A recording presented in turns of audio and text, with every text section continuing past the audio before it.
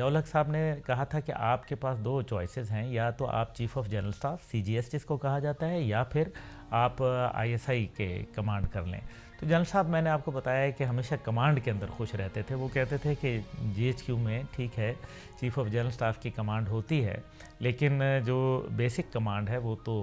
ظاہر ہے ISI کی ایک انڈیپینڈنٹ کمانڈ ہے۔ اور پھر افغانستان کا جہاد جو تھا وہ عروج کے اوپر تھا،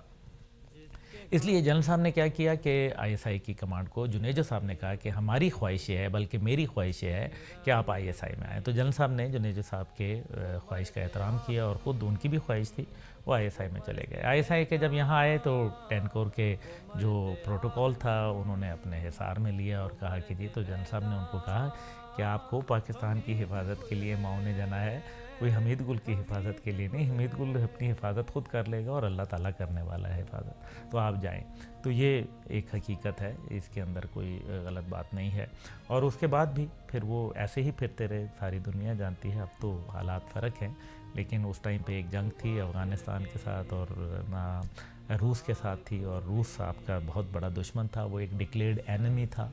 وہ ہندوستان کے ساتھ دفاعی ایگریمنٹ کر چکا تھا۔ تو ایسی صورتحال کے اندر جو ہے وہ بہت میرے خیال میں ایک عجیب کیفیت تھی۔ پھر وہ ISI میں جب آ گئے تو ISI میں 2-3 کام جو کہ میں آپ کو بتا سکتا ہوں، ایسے تو بہت سارے ہیں، لیکن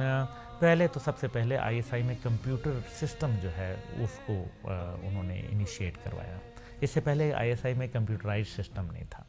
دوسرا انہوں نے جو ہے وہ ISSU جو ہے انٹر سروسز سگنلز یونٹ جو ہے، جس کا کام تمام یہ جو مواصلاتی نظامات کو دیکھنا اور پرکھنا اور ان کے اندر اپنی سیکیورٹی کو مد نظر رکھنا اور اپنے معاملات کو نکالنا، اس انفارمیشن کو ISSU کو بہت مضبوط کیا۔ اور آج باقاعدہ ایک میجر جنرل رینک کا آدمی جو ہے وہ اس ISSU کی کمانڈ کرتا ہے فوج کے، یہ ISI کے اندر۔ تو یہ اس کی بنیاد ڈالی جو آج الحمدللہ، اور ہر آنے وقتوں میں یہ مزید بڑھتی جائے گی، جس کو آج آپ سائبر وارفیئر کی بات کرتے ہیں، یہ جنرل صاحب نے اس وقت جو ہے وہ شروع کیا تھا۔ پھر کہا تھا کہ آپ ایک سیٹلائٹ اپنے شروع کریں، وہ ہم نہیں کر سکے، بہرحال وہ جو بعد میں ہوا۔ پھر تیسرا جو اس کے اندر یہ ہوا کہ ISI کا پہلی دفعہ آڈٹ کروایا، یہ بالکل تاریخ کے اوپر ریکارڈ ہے، آڈٹ کروایا اس کا، اور آڈٹ جو ہے وہ وزیر اعظم کے سامنے پیش کیا گیا، اس وقت کے جو منتخب وزیر اعظم تھے۔ اور پھر حساب کتاب یہ تھا کہ جو افغانستان کی جنگ کے حوالے سے، افغانستان کی کیونکہ جنگ ایک ایکسٹرا کام ہوا کرتا تھا، اور یہ فوج کے اس میں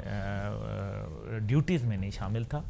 تو جنرل صاحب نے اس کی ایک تنخواہ علیحدہ ملتی تھی، لیکن جنرل صاحب وہ تنخواہ نہیں لیتے تھے، انہوں نے وہ افغان فنڈ کے اندر ڈال دی کہ مجاہدین کے جو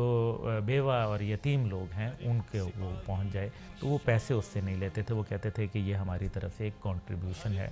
تو افغان جہاد کے اندر پھر آپ نے دیکھا کہ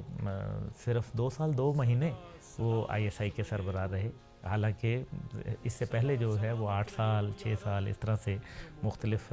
موقعوں پہ رہے، لیکن صرف 2 سال 2 مہینے میں انہوں نے بالکل اللہ کی مہربانی سے وہ کایا پلٹ ڈالی، حکمت عملی تبدیل کر دی۔ روس کو جو ہے وہ شکست کا سامنا کرنا پڑا، 6 اسلامی ریاستیں معرض وجود میں آئی، 16 روس کے ٹکڑے ہو گئے، اور